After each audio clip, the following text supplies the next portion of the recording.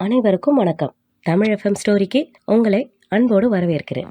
இன்னைக்கு நம்ம பார்க்க இருக்கிற கதை சொந்த வீடு. வாங்க கதைக்குள்ள போகலாம். அரண்மனை மாதிரி வீடுன்னு வாங்களே, அது மாதிரி விசாலமான வீடு. பெரிய பெரிய அறைகள் கொண்ட 2 கட்டு, முற்றம், கூடம், தாழ்வாரம்னு தினம் ஒரு கல்யாணம் செய்யலாம். ஏன், அவர் பெரிய பொண்ணுக்கு நிஜமாவே இந்த வீட்டில் வச்சுதான் கல்யாணமே நடந்துச்சு. அரண்மனை தான், ஆனா வேறொருத்தருடைய அரண்மனை.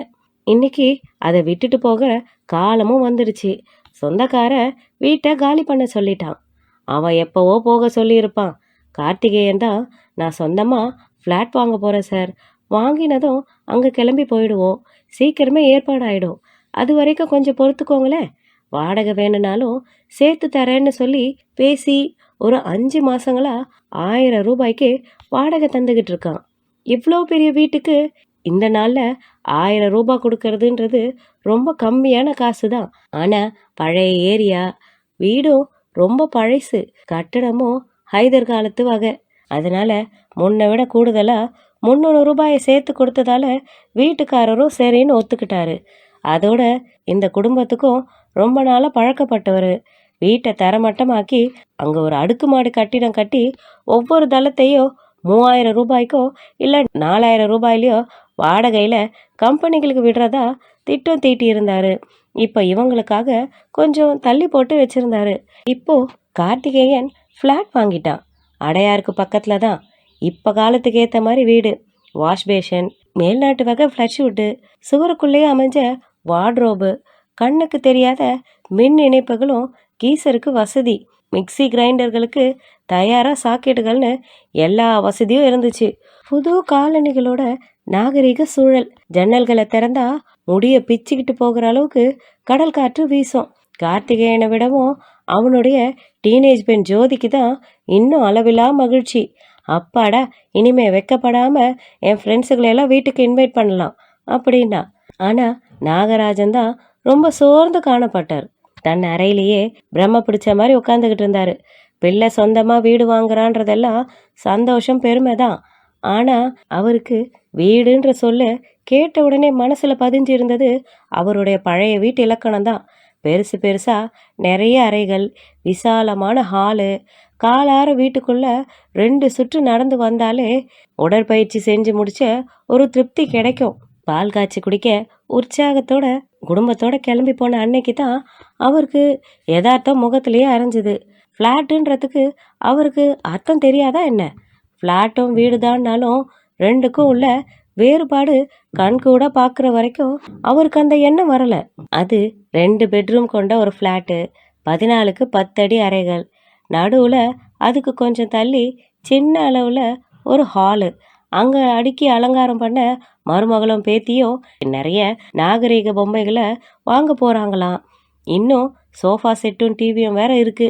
10 பேரை சேர்ந்தா போல் உட்கார வச்சு இங்கே இலை கூட போட முடியாது.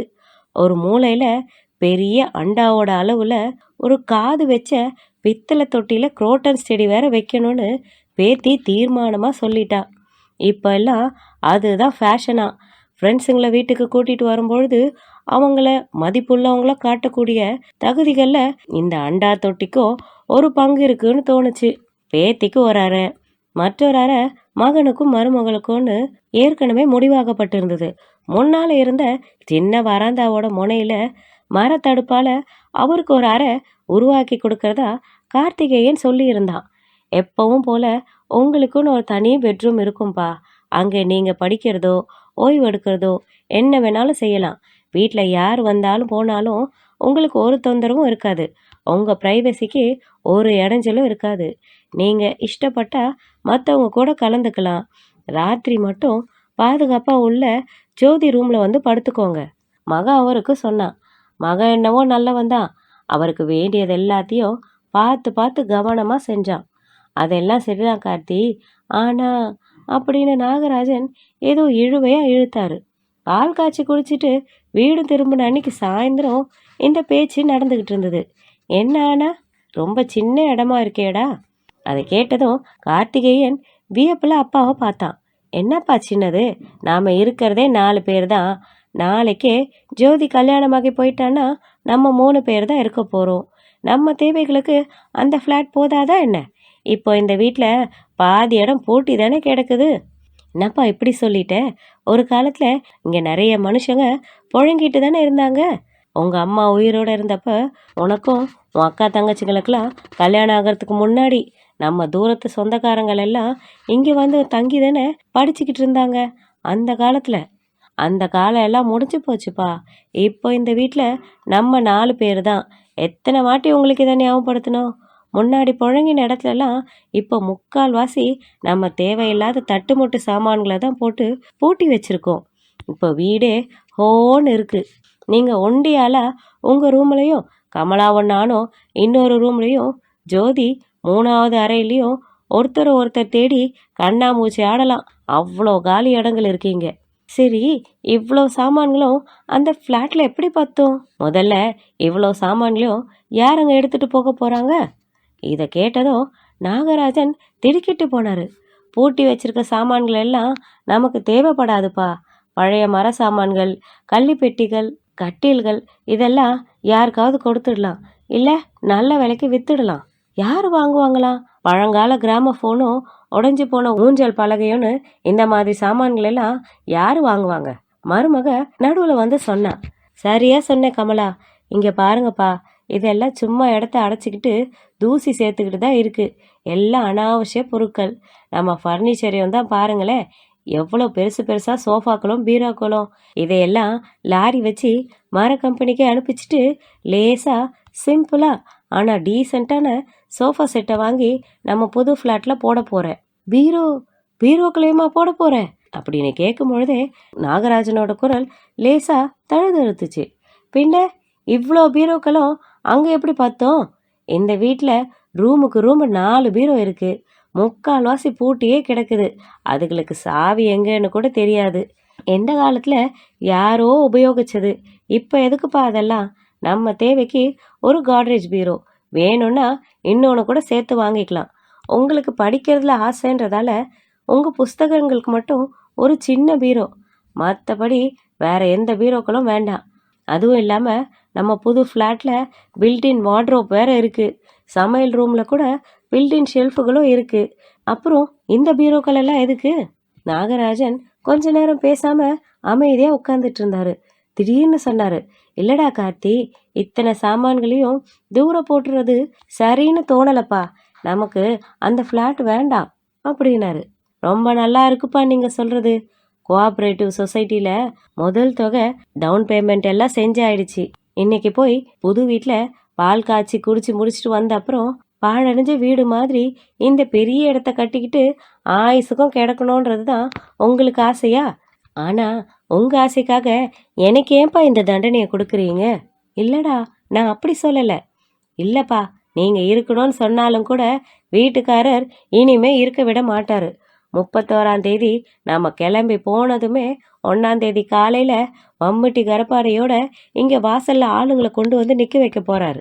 அப்போ என்ன செய்ய முடியும் நம்மால? கார்த்திகேயன் கேட்க, நான் இங்கேயே இருக்கணும்னு சொல்லலை கார்த்தி. இவ்வளவு சின்ன ஃப்ளாட் வேணான்னு தான் சொல்கிறேன். கொஞ்சம் தாராளமாக இடம் பார்க்கலாம்ல, இன்னும் 4 பீரோ சேர்த்து வைக்கிற மாதிரி. இந்த ஃப்ளாட்டுக்கே எனக்கு இன்னும் 5 லட்சம் தேவைப்படுதுன்னு தெரியுமா உங்களுக்கு? ஹவுஸ் லோன் வேற வாங்கியிருக்கேன். ஏகப்பட்ட பிரச்சனைகள் என் தலை மேலே ஓடிக்கிட்டு இருக்கு. அதை பற்றியெல்லாம் எந்த கவலையும் இல்லை உங்களுக்கு. இவ்வளோத்தையும் தாண்டி ஏதோ நம்ம மக சொந்த வீடு வாங்குறானேன்னு பாராட்ட தெரியலனாலும் குறை சொல்லாமையாவது இருக்கணும்லப்பா. ஏன்பா இப்படி பண்ணுறீங்க? கோச்சுக்காதேடா, நான் அதுக்கு சொல்லலை. ஏய் கார்த்தி, கார்த்தி, அவர் கூப்பிட அவன் திரும்பி பார்க்காம எழுந்து போயிட்டான். சே, இந்த அப்பா ஒவ்வொரு குடும்பத்திலையும் பசங்க அப்பாவை ஆதரவு இல்லாமல் நடு தெருவில் விட்டுட்டு போகிறாங்க. ஆனால் நான் அப்படியா பண்ணேன்?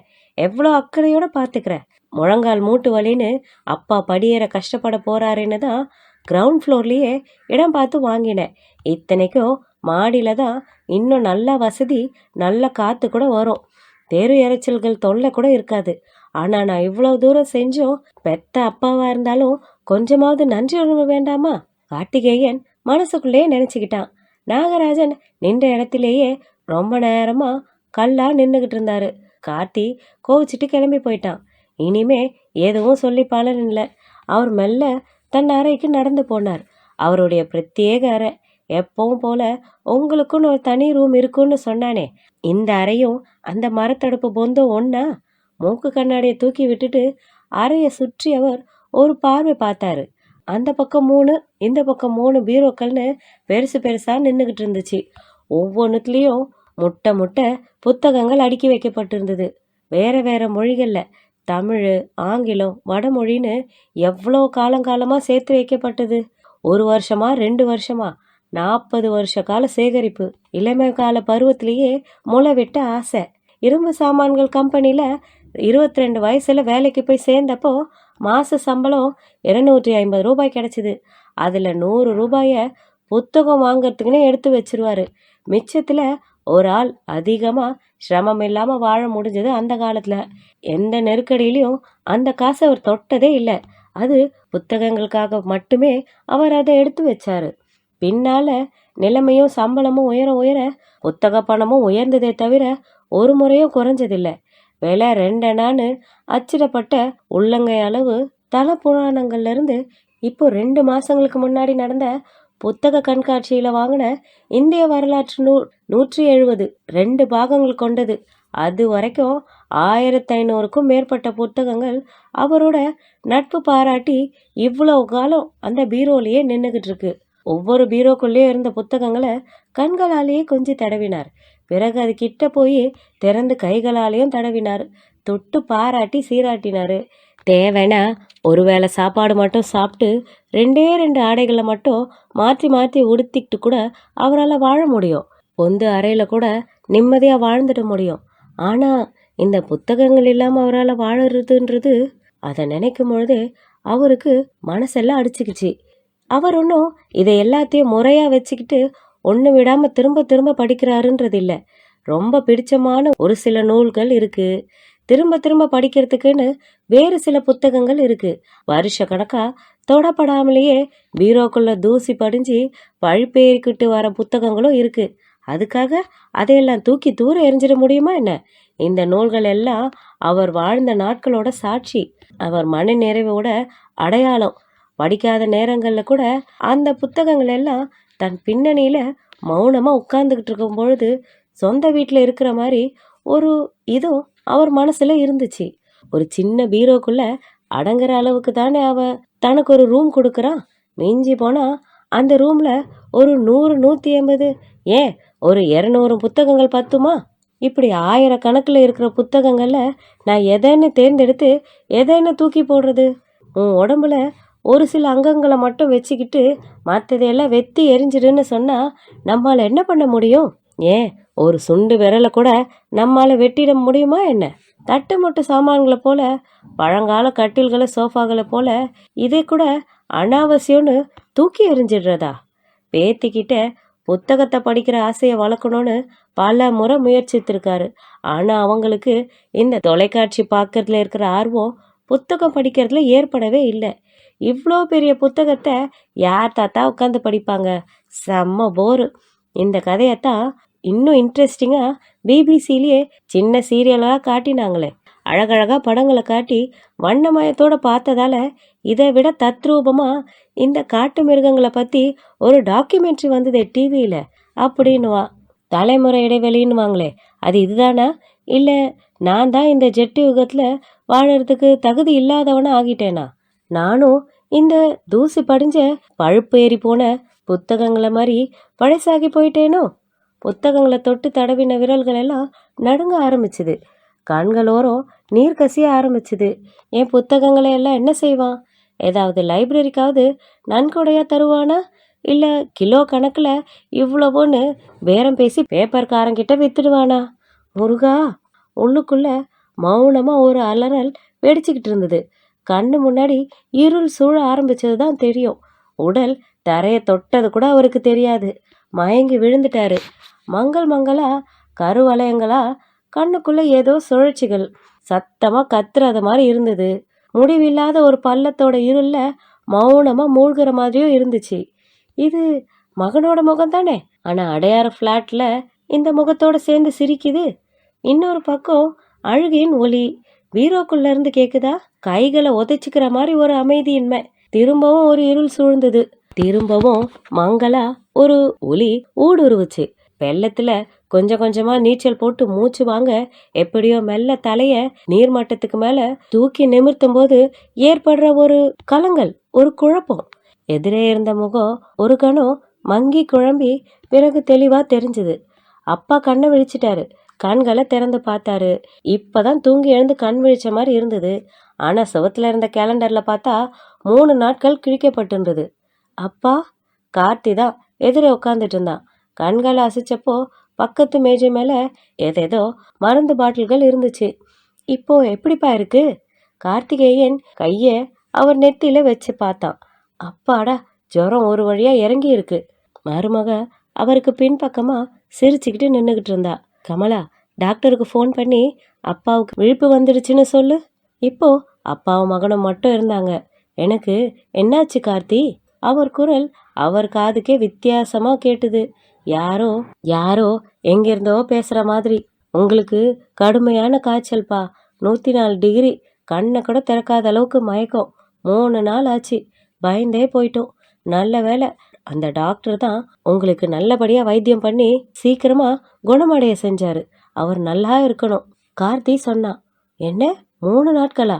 திரும்பவும் கேலண்டர் மேல கண்கள் பதிய நினைவுகள் மெல்ல திரும்ப ஆரம்பிச்சுது. அப்போ வீட்டை காலி செய்ய இன்னும் 9 நாட்கள் தான் இருக்கா? திரும்பவும் கண்கள் லேசா கலங்குச்சு. ஆனா நீங்க மயக்கத்துல ஏதேதோ பேசுனீங்கப்பா. அவன் குரல்லையும் முகத்திலையும் கூட இருக்கும். அவனோட குரல் தழுதழுத்துது. ஏன்பா, என்கிட்ட முதல்லயே வெளிப்படையா சொல்லி இருக்க கூடாதா? சொல்லிக்கிட்டே கார்த்தி அவரோட கைகளை மெல்ல நீவி கொடுத்தான். கவலைப்படாதீங்கப்பா, உங்களுடைய அத்தனை புத்தகங்களும் நம்ம கூட நம்ம வீட்டுக்கு வரும். எப்படிப்பா? எப்படியோ அதை நான் வச்சு கொடுக்குறேனே உங்களுக்கு. மகன் அப்பாவுக்கு ஆறுதல் சொல்ல அங்க வெளி அறையில மருமக டாக்டருக்கு ஃபோன் செஞ்சு தகவல் சொல்லிக்கிட்டு இருந்தா. கதை முற்றும். என்ன நண்பர்களே, கதையை கேட்டீங்களா? இங்க வீடுன்னு சொல்லப்படுறது வெறும் 4 சுவர்களையும் கூரையையும் கொண்ட இடத்தை மட்டும் சொல்லல. அது அவரோட வாழ்க்கையை பிரதிபலிக்குது. இவ்வளவு காலம் அவர் வாழ்ந்த வாழ்க்கை தான் அங்க இருக்கிற ஒவ்வொரு சாமான்களும், ஒவ்வொரு பீரோக்களும், அதுல இருக்க ஒவ்வொரு புத்தகங்களும் சொல்லுது. அவ்வளவு சாமான்கள் இல்லைனாலும் குறைந்தபட்சம் அந்த புத்தகங்களையாவது தன் கூட எடுத்துட்டு போனோன்றது தான் அவருடைய ஆசை. அது கூட நடக்காம போயிடுமோன்ற பயத்துல தான் தன்னிலையே இழக்க ஆரம்பிச்சிட்டாரு. ஆனா அவர் சொன்ன மாதிரி அவர் மகன் ரொம்பவும் நல்லவன் தான். அதனால தான் தன்னால ஆன மட்டும் தன் அப்பாவுக்கு இந்த விஷயத்துல உதவி பண்ணணும்னு அவன் முன் வந்து அவர் ஆசையை நிறைவேற்ற வந்திருக்கான். மொத்தத்துல வீடுன்றது ஒரு மனுஷனோட உடலோடவும் உயிரோடவும் கலந்த ஒரு விஷயம்ன்றது தான் இங்க சொல்லப்படுது. இந்த பதிவோட இந்த கதையை நம்ம முடிச்சுக்கலாம். இந்த கதை உங்களுக்கு பிடிச்சிருந்தா லைக் பண்ணுங்க, ஷேர் பண்ணுங்க. இன்னும் இது மாதிரி பல நல்ல கதைகளுக்கு நம்ம சேனலை மறக்காம சப்ஸ்கிரைப் பண்ணிக்கோங்க. இந்த கதையை பத்தின கமெண்ட்ஸை கீழே கமெண்ட் பாக்ஸ்ல பதிவு பண்ணுங்க. திரும்ப வேற ஒரு நல்ல கதையுடன் நான் உங்களை மீண்டும் சந்திக்கிறேன். அதுவரையில் நன்றி.